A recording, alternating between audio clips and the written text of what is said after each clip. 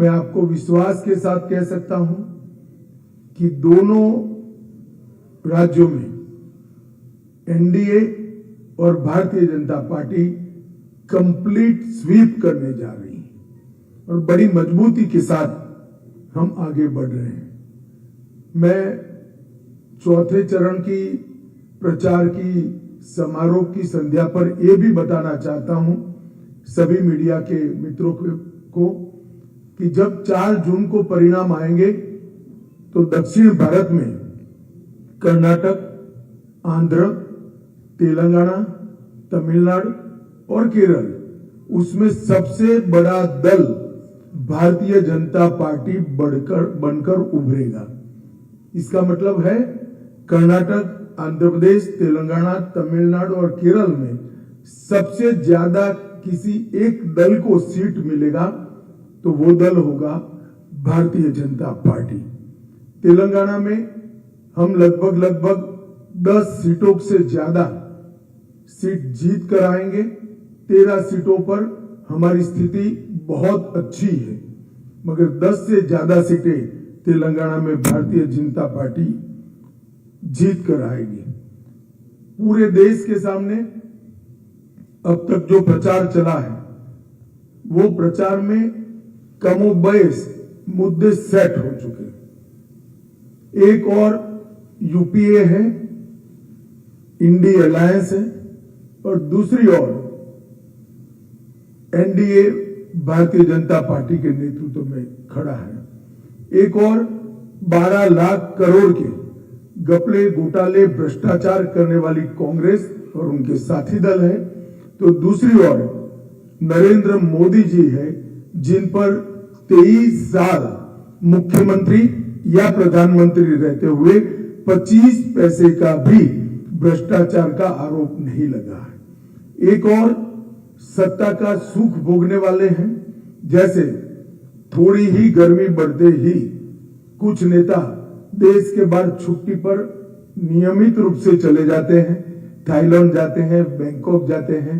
आप भी समझ रहे हो कि मैं किसके लिए कह रहा हूं।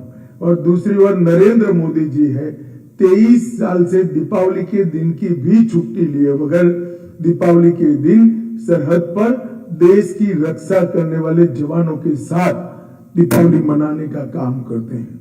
एक और 10 साल का ट्रैक रिकॉर्ड और 25 साल का एजेंडा है।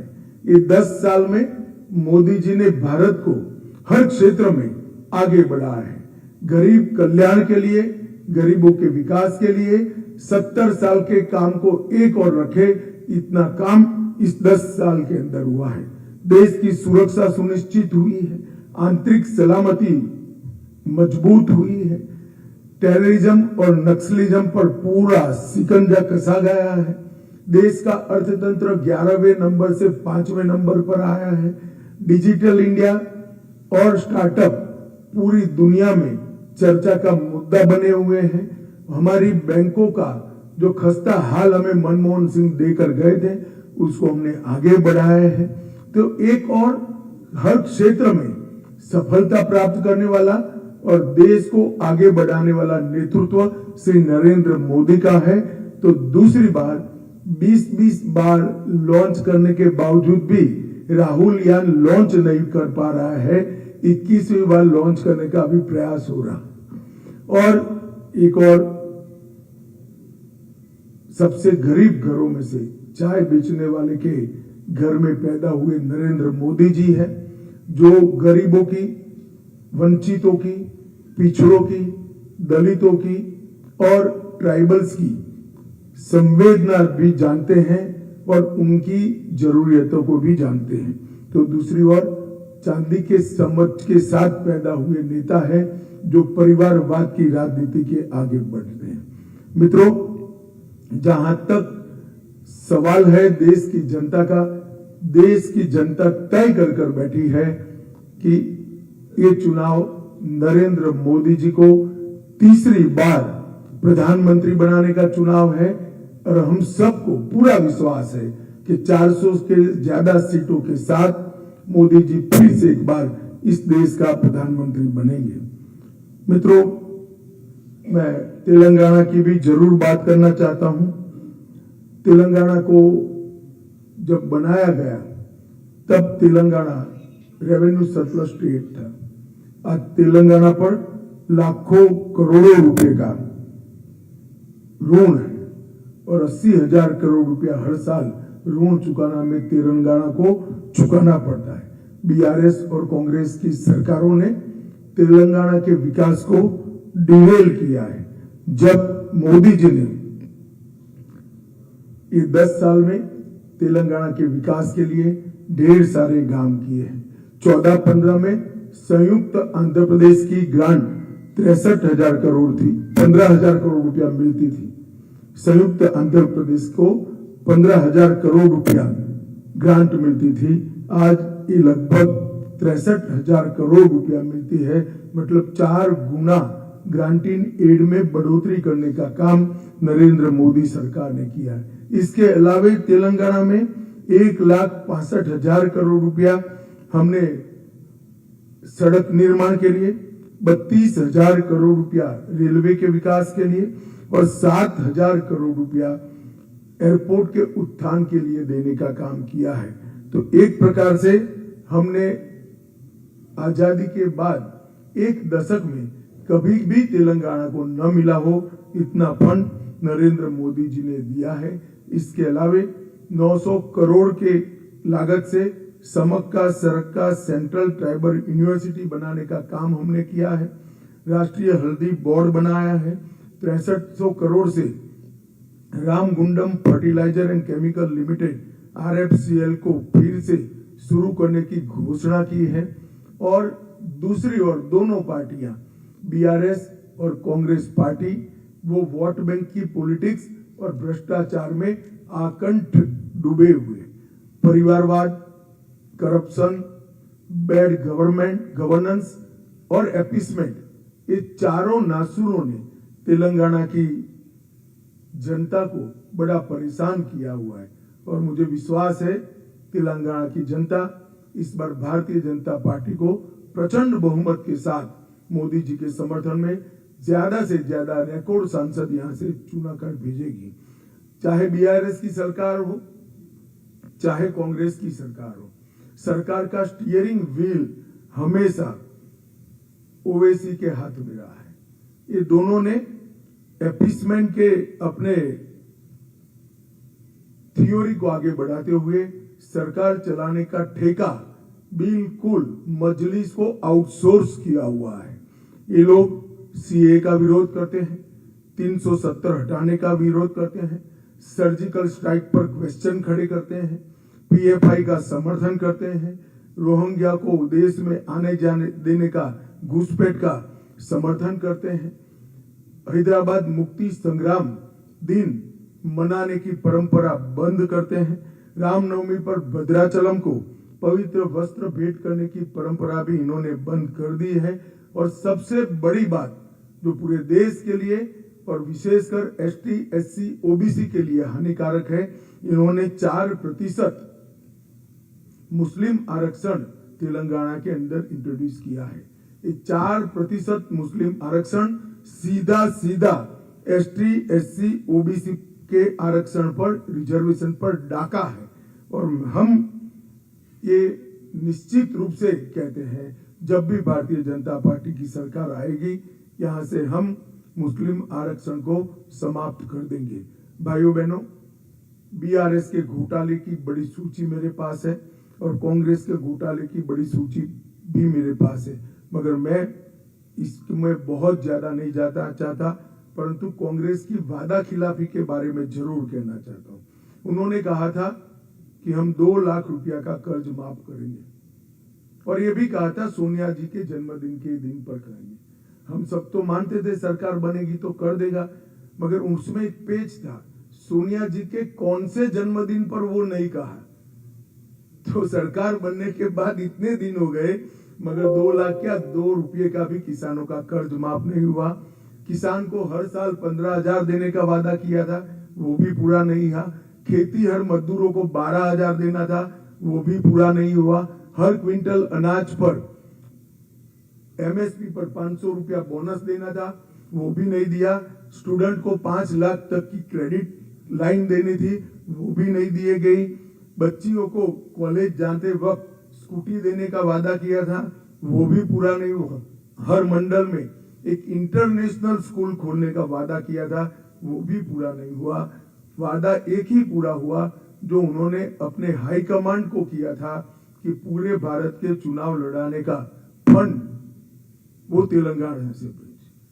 कांग्रेस पार्टी ने तेलंगाना को, रेवंत रेड्डी जी ने तेलंगाना को कांग्रेस का एटीएम बनाने का काम किया है। मित्रों, कांग्रेस पार्टी आज अपीसमेंट की पॉलिटिक्स के लिए, अपनी वोट बैंक के लिए इस कगार पर पहुंची है कि वो और उनके साथी नेता मणिशंकर अय्यर जी और फारूक अब्दुल्ला जी एटम बॉम्ब पाकिस्तान के पास है ऐसा कहकर पाक ऑक्यूपाई कश्मीर को ताक पर रखने की बात करें। मैं इस अप्रोच की घोर निंदा करता हूं। भारतीय जनता पार्टी मानती है कि हम कभी भी पाक ऑक्यूपाई कश्मीर पर से हमारा अधिकार जाने नहीं देंगे। पाक ऑक्यूपाई कश्मीर भारत का हिस्सा है। ये इतने डेस्परेट हो गए कि झूठ फैलाने से बाज नहीं आते। वो कह रहे हैं मोदी जी को 400 सीटें मिली तो मोदी जी आरक्षण को समाप्त कर देंगे। मैं आज आप लोगों के माध्यम से देश की जनता और विशेषकर तेलंगाना की जनता के सामने स्पष्ट करना चाहता हूं, 10 साल से मोदी जी के पास पूर्ण बहुमत। भारतीय जनता पार्टी ने कभी रिजर्वेशन को हाथ नहीं लगाया।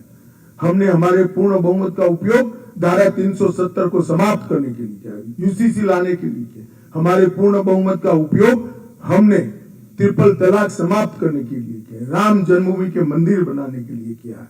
कांग्रेस पार्टी झूठ बोल रही है और झूठ बोले तब तक तो समझ में आता है। मेरे वीडियो को एडिट कर गलत तरीके से बताने का पाप भी यहां पर किया गया। मित्रों, ये कहते हैं अगर वो सत्ता में आएंगे तो 370 वापिस लाएंगे। वो कहते हैं सत्ता में आएंगे तो ट्रिपल तलाक वापिस लाएंगे। वो कहते हैं सत्ता में आएंगे तो पर्सनल लॉ इंट्रोड्यूस करेंगे। और मैं मानता हूं कि देश की जनता ने ये निर्णय करना है कि ट्रिपल तलाक वापिस लाना है या नहीं लाना है, 370 वापिस लाना है या नहीं लाना है, पर्सनल लॉ के आधार पर देश को चलाना है या नहीं चलाना है। एक और, मोदी जी विकास के मामले में 75 साल के सारे रिकॉर्ड तोड़कर एक ऐसे प्रधानमंत्री बनकर उभरे हैं जिन्होंने देश की जनता के सामने एक लक्ष्य रखा है कि जब देश की आजादी की शताब्दी मनाई जाएगी 2047 में, तब भारत पूर्ण विकसित देश होगा और हर क्षेत्र में दुनिया में पहले नंबर पर होगा। और दूसरी ओर अपीसमेंट, भ्रष्टाचार, परिवारवाद, ये तीनों से घिरे हुआ ये इंडी अलायंस है। देश की जनता स्पष्ट रूप से मानती है कि मोदी जी के नेतृत्व के साथ रहना है। देश का भविष्य इसी में सुरक्षित है। देश मोदी जी ही सुरक्षित कर सकते हैं, देश मोदी जी ही समृद्ध कर सकते हैं। मुझे पूरा विश्वास है। मैं अपील करना चाहता हूं, अगले 3 चरण की तरह ही चौथे चरण में भी बढ़ चढ़कर भारतीय जनता पार्टी और उसके साथी दलों का आप समर्थन करिए और मोदी जी को एक निर्णायक लीड की ओर पहुंचाइए। धन्यवाद।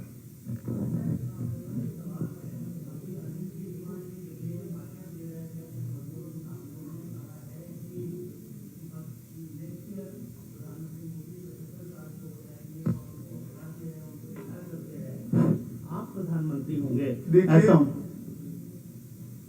मैं अरविंद केजरीवाल एंड कंपनी और पूरे इंडिया अलायंस को कहना चाहता हूं, मोदी जी 75 साल के हो जाए, इससे आपको आनंदित होने की जरूरत नहीं है।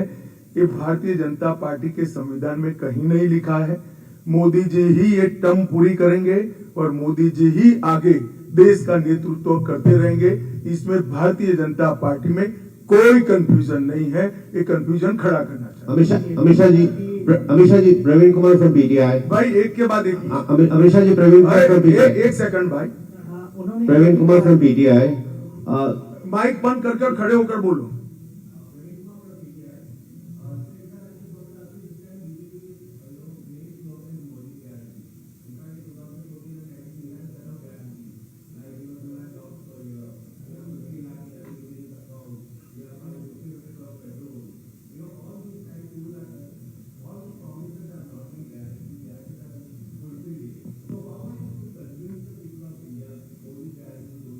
देखिए, मुझे लगता है आपके नजरिए में थोड़ा दोष है।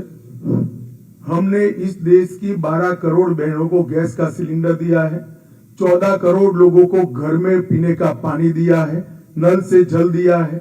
हमने 14 करोड़ टॉयलेट्स बनाए हैं, 80 करोड़ लोगों को 5 किलो मुफ्त राशन प्रति माह दिया है, प्रति व्यक्ति प्रति माह दिया है।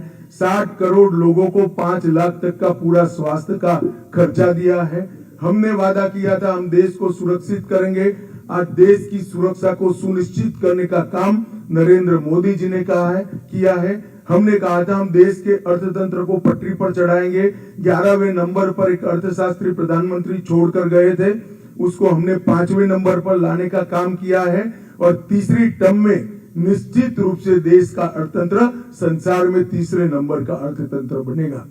हमारे एजेंडे में राम मंदिर था, हमने वो पूरा किया है। 370 हटाना था, हमने वो पूरा किया है। यूसीसी की शुरुआत भी हमने की है। महिला रिजर्वेशन हमने समाप्त किया है, वादा हमारा समाप्त किया है। महिला रिजर्वेशन देने का काम भी पूरा किया है और एसटी एससी ओबीसी के आरक्षण को भी हमने सुरक्षित किया है। तोड़ मरोड़ कर एजेंडे को, हमारे संकल्प पत्र को अपनी दृष्टि से देखना ठीक नहीं है।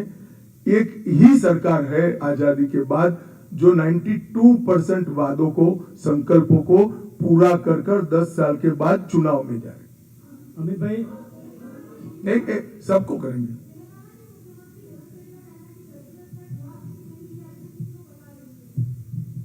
देखिए, मैं यही कहना, एक्चुअली मुझे कहना चाहिए था, इन लोगों का माइनॉरिटी वोट बैंक की लालच इतनी बड़ी है कि सर्जिकल स्ट्राइक को भी क्रिटिसाइज कर रहे हैं। सर्जिकल स्ट्राइक भारत की रक्षा नीति की इतनी महत्वपूर्ण अहम घटना थी कि जिसने दुनिया के सामने अमेरिका और इजराइल के बाद भारत को तीसरा देश हमारा जुड़ा, जो अपनी सीमा और सेना के साथ अगर कोई छेड़खानी करता है तो घुस कर जवाब देने का दम रखता है। पूरे देश को सर्जिकल स्ट्राइक पर गर्व है, मगर रेवंत रेड्डी सार्वजनिक रूप से नहीं बोल सकते। आप अकेले मिले तो शायद कह देंगे। अमित शाह जी, संजय भाई,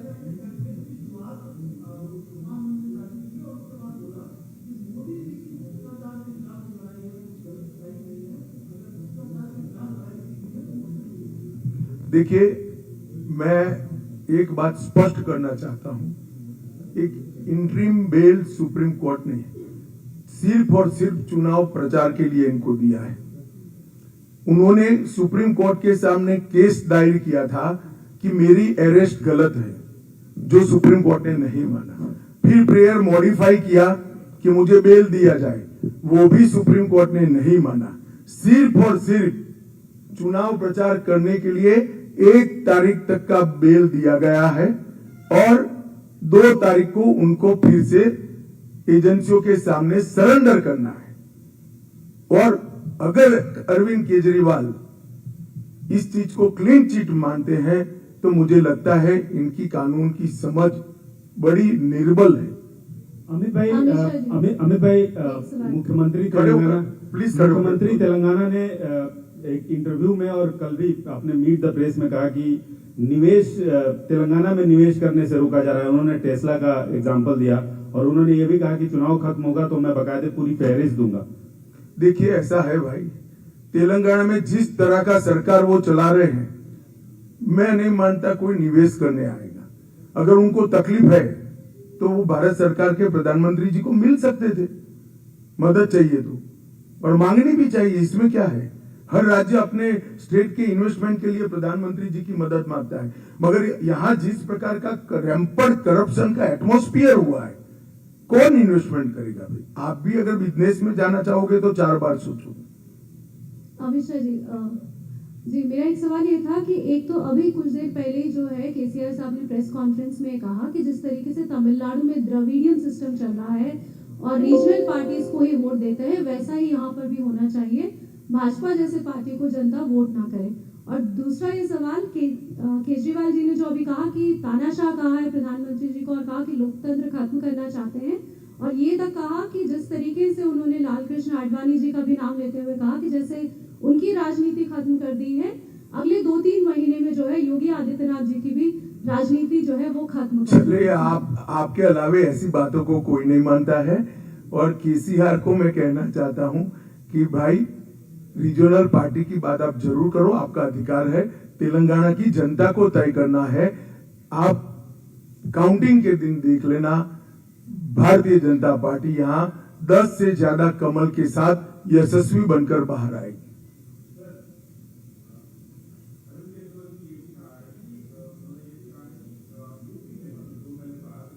भैया, मगर पहले एक बात समझ लो, उनकी बेस ये है कि मोदी जी को बदले जाएंगे। मोदी जी को बदलना ही नहीं है, मैंने स्पष्ट कर दिया, बैठ जाओ। अरे भाई, पहले मूल क्यों ऐसा बोले हैं कि 75 के बाद मोदी जी को बदलेंगे? वो तय हो चुका है, नहीं बदलना है, बैठ जाइए।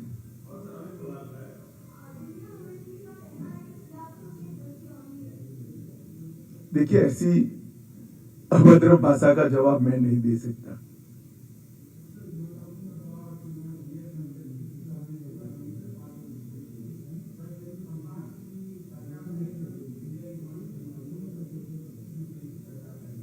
वन फोर्थ ऑफ दी, मगर देखिए, इस तरह से कंपैरिजन नहीं होता है। इंडिया का पर कैपिटा इनकम ये 10 साल में बढ़ा है या नहीं बढ़ा है? इस तरह से कंपेयर होता है भाई।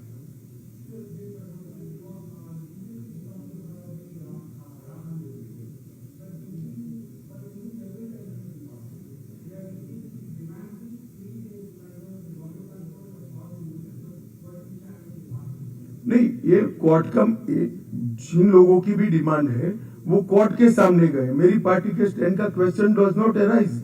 जो कोर्ट के जजमेंट्स हैं, इसका हम पालन करेंगे। हमने राम मंदिर में भी कोर्ट्स के जजमेंट को पालन किया है। सर,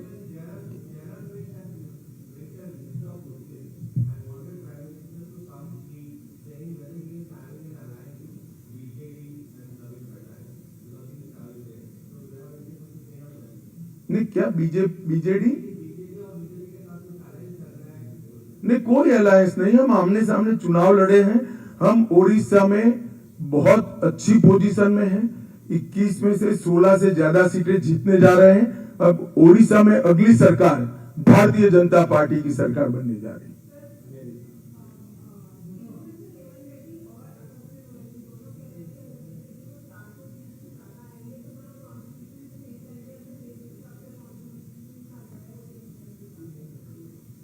देखिए, बीजेपी के पास पूर्ण बहुमत, 2/3 बहुमत एनडीए को 10 साल से है। अगर ये करना होता तो कर देते। मैंने आगे ही कहा मेरे प्रियम्बल में कि हमने बहुमत का उपयोग रिजर्वेशन को टच करने में नहीं किया है, धारा 370 हटाने में किया है, ट्रिपल तलाक समाप्त करने में किया है।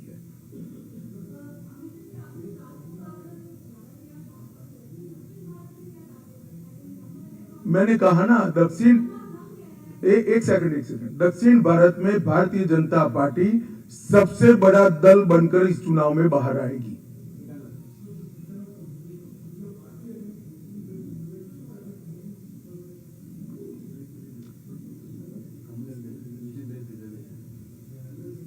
नहीं, देखिए, हमारे संविधान में धर्म के आधार पर आरक्षण की व्यवस्था नहीं है।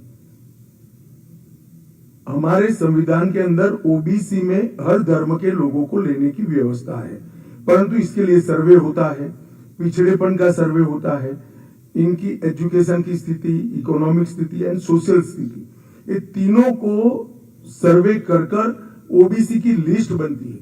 उसमें कोई भी मुस्लिम जाति आ सकती है, क्रिश्चियन जाति भी आ सकती है। इसके खिलाफ भारतीय जनता पार्टी नहीं है, परंतु रिलीजन बेस्ड रिजर्वेशन के खिलाफ हम किसी भी, चाहे हिंदू हो, मुस्लिम हो, ईसाई हो, धर्म के आधार पर रिजर्वेशन नहीं दे सकते।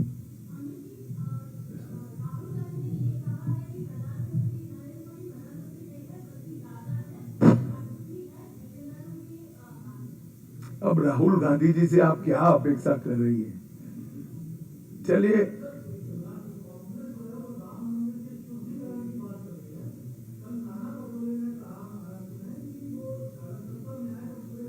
मगर वो सत्ता में ही नहीं आने, आप चिंता मत करिए।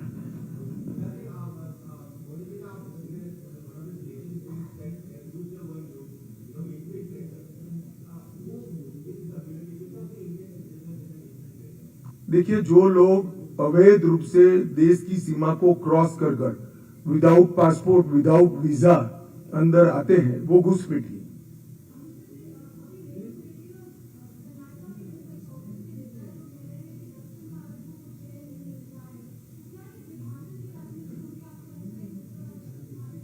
देखिए, वो कितना भी कर दे, ये तो कांग्रेस ने, एक नेता ने यह भी कहा कि इस देश को उत्तर भारत और दक्षिण भारत में बांट देना चाहिए। कांग्रेस ने एक बार तो देश का बंटवारा करा है, अभी इनका पेट नहीं भरा है, ये दूसरी बार करना चाहते हैं। मगर मैं आपको आश्वस्त करना चाहता हूं, जब तक भारतीय जनता पार्टी राजनीति में है, इस देश का बंटवारा नहीं होगा। तुम लाश कर 3 बार पूछे भाई, हो गया भाई, हो गया भाई, हो गया भाई।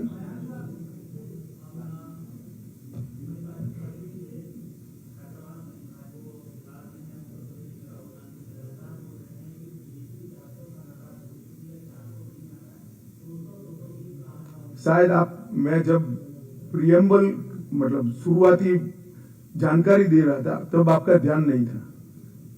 चलिए भैया, धन्यवाद। अब खींच कर आप सवाल बना रहे हैं।